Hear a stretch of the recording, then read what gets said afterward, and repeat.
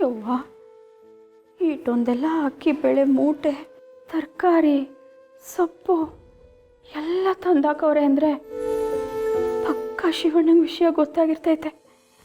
ಅಲ್ಲ, ನಾನು ಅವನ ತಂಗಿಗೆ ಒಂದು ತುತ್ತು ಅನ್ನಕ್ಕಿಕ್ಕಿಲ್ಲ ಅಂತ ಗೊತ್ತಾದ ಮ್ಯಾಕು ಅವನು ಯಾಕೆ ನಾನು ಸುಮ್ಮನೆ ಬಿಟ್ಟ? ಅಯ್ಯೋ, ನೆನ್ಸ್ಕೊಂಡ್ರೆ ನೇನು ನಡ್ಕ ಬತ್ತಾಯ್ತಲ್ಲಪ್ಪ.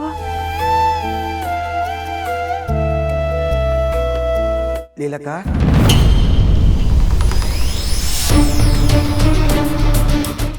ಏಯ್, ನೀನೇನಿಲ್ಲ, ನನ್ನೇನೋ ಶಿವು ಅಂದ್ಕೊಂಡು ಎದ್ರಕೊಂಬಿಟ್ಟೆ. ಶಿವಣ್ಣ ಬಂದರೆ ನೀನು ಯಾಕಕ್ಕ ಹೆದರ್ಕೋಬೇಕು?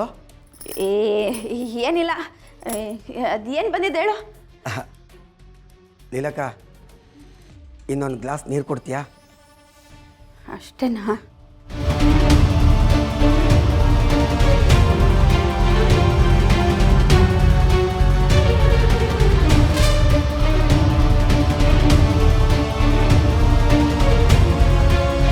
ಲೀಲಕ್ಕ,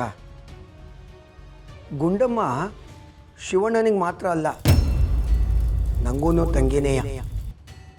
ನನ್ನ ತಂಗಿ ರಶ್ಮಿಗೆ ಅನ್ನ ಕೊಡದೆ ಉಪವಾಸ ಹಾಕಿರೋ ವಿಷಯ ಅಣ್ಣನಿಗೂ ಗೊತ್ತಾಗೈತೆ.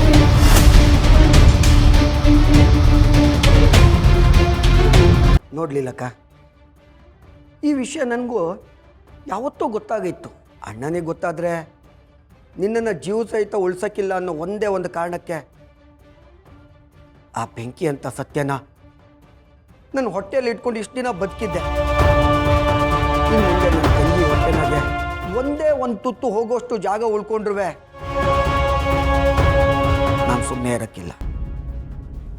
ಹಿಂಗೆ ನೀರು ಕುಡಿಯೋಕೆ ಅಂತ ಬತ್ತೀನಿ, ಕತ್ತನ್ನ ಕಸಕ್ಕಂತ ಕೊಯ್ದ್ಬಿಟ್ಟು ಹೋಯ್ತಾ ಇರ್ತೀನಿ.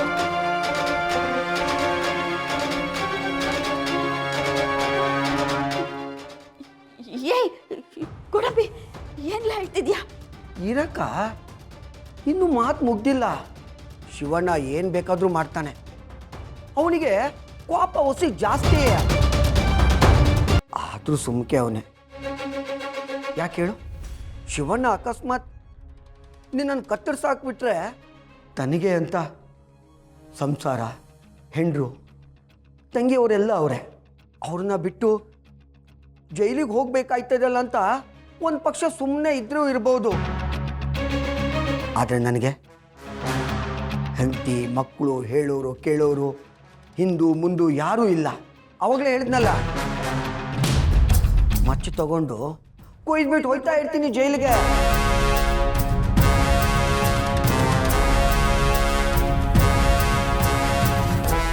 ಹಿಡಿಯೋಕ್ಕೂ ಯಾರೂ ಇಲ್ಲ, ತಡೆಯೋಕ್ಕೂ ಯಾರೂ ಇಲ್ಲ. ಲೀಲಕ್ಕ, ನೀರು ತುಂಬ ಚೆನ್ನಾಗಿತ್ತು.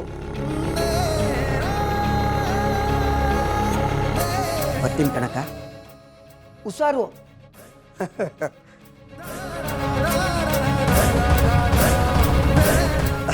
ಅಕ್ಕ, ಕೊಡೋದೇ ಮರ್ತಿದ್ದೆ.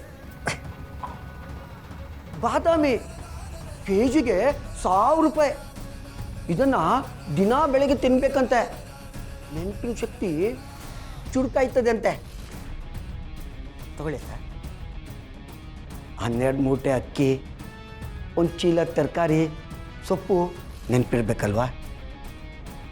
ತಗೊಳಕ ಬರ್ಲಾಕ?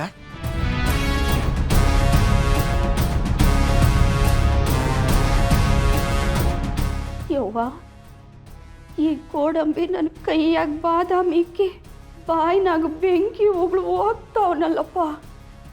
ಅಯ್ಯೋ ಅಯ್ಯೋ.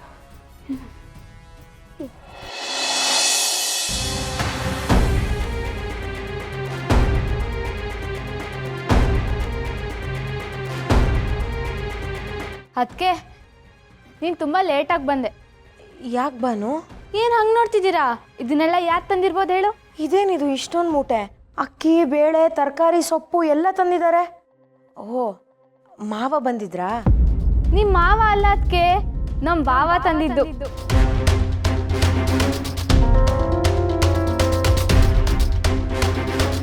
ಅಣ್ಣ ಬಂದಿದ್ನಾ? ಈಗಷ್ಟೇ ಸ್ವಲ್ಪ ಹೊತ್ತಾಯ್ತು. ಇದನ್ನೆಲ್ಲ ಇಳಿಸಿದ್ರು, ಆಮೇಲೆ ಏನು ಹೇಳಿ ಹೊರಟೋಗ್ಬಿಟ್ರು. ಅಯ್ಯೋ ದೇವ್ರೆ, ಅಣ್ಣಂಗೆ ನನಗೆ ಅನ್ನ ಹಾಕ್ತಿಲ್ಲ ಅನ್ನೋ ವಿಷಯ ಗ್ಯಾರಂಟಿ ಗೊತ್ತಾಗಿರುತ್ತೆ. ಏನಪ್ಪ ಮಾಡಲಿ, ಅಣ್ಣ ಅದಕ್ಕೋಸ್ಕರನೇ ಇದೆಲ್ಲ ಮಾಡಿ ಹೋಗಿದ್ದಾನೆ. ಅವನಿಗೆ ಅದೆಷ್ಟು ನೋವಾಗಿರುತ್ತೋ ಏನೋ. ಅದಕ್ಕೆ ಏನಾಯ್ತು? ಅದಕ್ಕೆ ಅಮ್ಮ ಏನಾರು ಅಂದ್ರಾ? ಇರೋ ಕೇಳ್ತೀನಿ. ಅಮ್ಮ, ಅಮ್ಮ ಬಾರಮ್ಮ. ಅಮ್ಮ, ಅಮ್ಮ. ಏನೇನಿಂದು ನಂದೇ ನಂಗೆ ಆಗೈತಿಲ್ಲಿ. ನಂದೆಲ್ಲಿ ಇಡ್ಲಿ ಅಂತ ಇವಳೊಬ್ಳು. ಹೋಗೋ. ಅಮ್ಮ, ನಿನ್ನ ಅತ್ತಿಗೆಗೆ ಏನಾರು ಅಂದ? ಆ ಇವಳಿನ್ನು ಈಗಷ್ಟೇ ಬರ್ತಾ ಇರೋದು, ಅಷ್ಟರೊಳಗೆ ಏನಂದ್ಬಿಡ್ತೀನಿ. ಹೋಗೋ. ಯಾರು ಅಂದ್ ನೋಡು, ಗನ್ ತಗೊಂಡು ಡುಮ್ ಅನ್ಸ್ಬಿಡ್ತೀನಿ. ಎಲ್ಲೋ ನನ್ನ ಕರ್ಮ, ನನ್ನ ಹಣೆ ಬರಹನೇ ಇಂಥದ್ದಾಗ್ಬಿಟ್ಟೈತೆ. ಒಂದು ಕಡೆ ನನ್ನ ಗಂಡ ಹೋಗಿತಾವನೆ, ಇನ್ನೊಂದು ಕಡೆ ಮಗಳು ಹೋಗಿತಾವಳೆ. ಎಲ್ಲ ಹೋಗ್ಲಿ ಬಿಡು ಅಂದ್ಕೊಂಡ್ರೆ ಆ ಕೆಲ್ಸದವ್ ನನ್ನ ಕೂಲಿ ನನ್ನ ಮಗ ಗೋಡಂಬಿನೂ ಹೋಗೋದು ಉಪ್ಪಾಗ್ತಾವನೆ. ನಂದು ಒಂದು ಜೀವನ.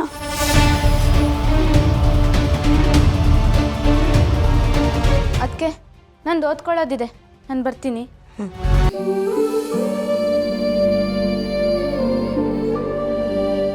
ಅಣ್ಣಂಗೆ ನನ್ನ ಬಗ್ಗೆ ಯಾವ ಒಂದು ಸತ್ಯ ಗೊತ್ತಾಗಬಾರ್ದು ಅಂತ ಅಂದ್ಕೊಂಡಿದ್ನೋ, ಆದರೆ ಅಣ್ಣಂಗೆ ಈ ವಿಷಯನೂ ಗೊತ್ತಾಗೋಗಿದೆ ಅನಿಸುತ್ತೆ. ಅಯ್ಯೋ, ಇದೆಲ್ಲ ಗೊತ್ತಾದ್ಮೇಲೆ ಅದು ಎಷ್ಟು ಸಂಕಟ ಪಟ್ಟಿರ್ತಾನೋ ಏನೋ. ಅಯ್ಯೋ, ಏನು ಮಾಡಲಿ?